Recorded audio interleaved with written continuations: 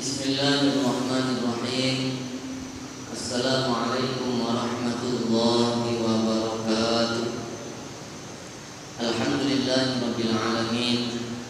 Wa bihi nasta'inu ala umuri dunya waddin. Wassalatu wassalamu ala asyrafil anbiya'i wal mursalin sayyidina wa maulana Muhammad wa ala alihi wa sahbihi ajma'in. Kita bersyukur kepada Allah karena malam hari ini kita masih diberi taufik oleh Allah untuk melanjutkan pengajian kita.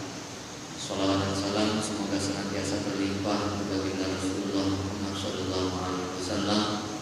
Allahumma shalli ala sayyidina Muhammad wa ala alihi wa sahbihi ajma'in. An Abi Hurairah radhiyallahu anhu qala Nabi sallallahu alaihi wasallam, afdhalus shadaqah ma taraka ghina wal yadul ulya khairun minal yadis sufla wabda biman ta'am.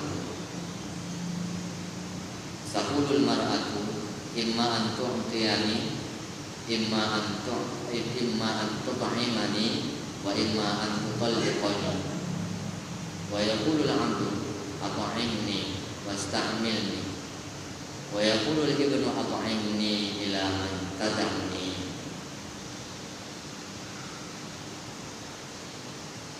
Faqalu ya Abu Hurairah sami'ta hadza min Rasulillah qala la hadza min kisi Abi Hurairah. Jemaah yang mulia, Abu Hurairah telah meriwayatkan bahwa Nabi telah bersabda, sodakoh yang paling utama itu, sodakoh yang paling utama itu adalah sodakoh yang pelakunya itu ditinggalkan dalam keadaan cukup.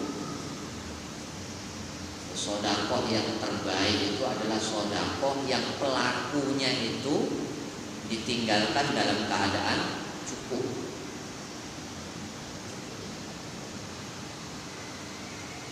Orang yang bersodakoh jangan sampai ketika mereka bersodakoh selesai bersedekah dia berubah pula menjadi peminta-minta. Karena barang yang dimilikinya semua dah habis, sedekahkan semua, lepas itu dia minta-minta dengan orang. Kata Nabi, ini sodakoh baik tapi bukan yang terbaik. Sodakoh yang terbaik itu adalah sodakoh yang meninggalkan kecukupan pada pelakunya. Sebab Nabi sampaikan, ngapo jadi macam itu? Kata Nabi, wal yadul ulya khairun minal yadis sufla. Orang yang memberi itu tangan di atas itu lebih baik daripada yang minta. Maksudnya orang yang beri sodakoh itu alangkah baiknya dia terus memberi. Jangan pula setelah ngasih, nah dia minta pula balik. Dan ngasih dia minta balik pula. Ada memang di zaman sahabat itu orang yang memberi Nabi, tapi pemberiannya itu maksudnya agar dia diberi oleh Nabi dengan yang lebih banyak. Karena Nabi memang punya kebiasaan, kalau dia menerima hadiah maka akan dibalas hadiah itu dengan yang lebih baik. Jadi ada orang-orang memang yang seperti itu karakternya. Sedekah itu dia tahu sedekah itu baik, tapi di dalam hatinya tersedik juga keinginan untuk mendapatkan yang lebih baik. Maka itulah Nabi tekan, orang yang bersedekah itu adalah orang yang terbaik dalam sedekahnya itu adalah orang yang memberi tanpa ada meminta-minta selepas itu. Dia dalam keadaan cukup, tidak perlu minta lagi. Karena tangan yang di atas orang yang memberi itu lebih baik daripada yang minta. Terus Nabi menyampaikan wabda biman ta'mur. Memberi itu, bersedekah itu, berinfak itu lebih utama lagi kepada orang-orang yang diawali pada orang-orang yang berada di sekitarnya, orang-orang yang berada di bawah tanggungannya. Sedekah ke masjid itu bagus. Sedekah kepada fakir miskin itu bagus. Kepada anak-anak yatim itu bagus sedekah. Yang perlu kita pahami, tengok. Kita sedekah dengan orang, anak awak pula telantok. Istri kita pula piuknya tengkurap, kan? Gara-gara kita sedekah, keluarga kita terlantar. Yang ini tidak baik, perlu diperhatikan. Jadi kalaupun ingin sedekah dengan orang, perhatikan dulu yang ada di sekitar keluarganya, cukupi dulu mereka, baru kemudian lanjutkan dengan yang lain. Maka Nabi mengatakan wabda biman ta'ul, mulai dari orang-orang yang menjadi tanggungan. Karena apa? Abu Hurairah melanjutkan, tapi ini bukan kata Nabi, ini adalah kata Abu Hurairah. Kata Abu Hurairah, al-mar'atu taqulul mar'atu imma an tut'imani wa imma an tutalliqani. Keluarga itu, istri itu, ketika dia tidak diberi makan dengan baik, maka dia akan memberikan satu efek negatif. Dikatakan oleh Abu Hurairah, jelaskan, wanita itu akan mengatakan, dia akan menuntut, engkau kasih aku makan atau engkau ceraikan aku. Nah, kan ini masalah. Kita sedekah dengan orang, terus istri kita nuntut, bang sedekah dengan orang banyak, nah sekarang nak ngasih makan aku atau nak cerai aku. Ini efeknya nih, kalau tidak dimulai dari lingkungan, dari orang yang berada di bawah tanggungannya. Kemudian anaknya juga akan mengatakan, hamba sahayanya juga akan mengatakan, al-abdu at'imni wasta'milni. Kata hamba sahayanya, kata pembantunya, engkau kasih aku makan dan silakan engkau menyuruh aku untuk bekerja. Maksudnya kalau aku tak dikasih makan, usah nyuruh aku kerja. Nah itulah dia. Jadi dia tidak bisa membantu kita lagi kalau kita mendahulukan yang lain, sementara orang yang berada di bawah tanggungan kita terlantar. Dia akan menyusahkan kita. Terus wa yaqulu al-ibnu at'imni ila man tad'un. Anak-anaknya akan mengatakan, kasihlah aku makan pak, kasihlah aku makan. Sama siapa lagi aku nak minta makan nih? Maksudnya dengan siapa lagi aku nak bergantung nih? Kepada siapa lagi engkau akan meninggalkan aku nih?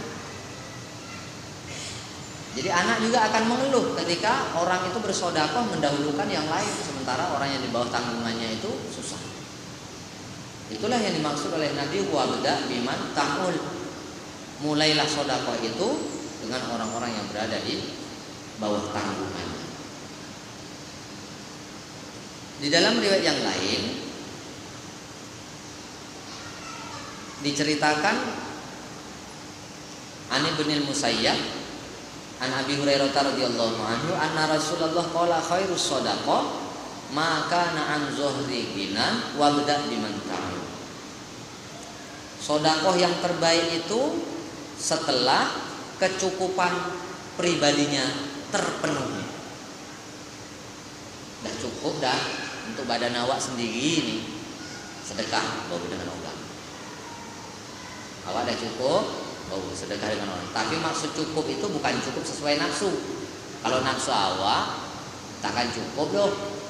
Walaupun kita sudah punya lembah emas satu, ditanya nak lagi lembah emas yang berikutnya, enggak. Itu nafsu. Ini bukan cukupnya nafsu, sesuai dengan keperluan. Makan dia satu hari 2 kali sudah cukup kemudian. Ya lebihnya itu sedekahkan. Keperluan kita satu hari umpamanya 100.000 atau sebulan itu ya 2 juta sudah cukup, sisanya disedekahkan. Jadi untuk keperluan pribadi ini dicukupkan dulu sesuai dengan kebiasaan, sesuai dengan kebiasaannya. Orang kaya tidak mungkin biasa, tidak mungkin sama dengan orang biasa, dengan orang awam, dengan orang miskin, tidak sama. Jadi disesuaikan, dikondisikan dengan keadaannya. Wabda biman ta'ul, sudah cukup pribadinya, dirinya, barulah dilanjutkan dengan sedekah pada orang-orang yang berada di bawah tanggungannya, kepada emaknya, kepada adik-beradiknya, setelah kepada anak, istri, keluarganya, dan orang-orang yang berada di bawah tanggungannya, terus kepada emaknya, kepada adik-beradiknya. Perhatikan, sebelum sedekah jauh-jauh, perhatikan dulu adik-beradiknya. Dimulai dari sedekah orang yang berada di bawah tanggungnya, orang yang berada di sekitar. Ini pesan Nabi Shallallahu Alaihi Wasallam dengan sodakoh yang terbaik. Kalau yang lainnya baik enggak? Yang namanya sodakoh itu baik semuanya. Cuman ada yang terbaik yang diajarkan oleh Nabi. Jadi menginfakkan harta kita, menafkahkan harta kita ini sudah diajari oleh Nabi Shallallahu Alaihi Wasallam caranya agar kita mendapatkan yang terbaik.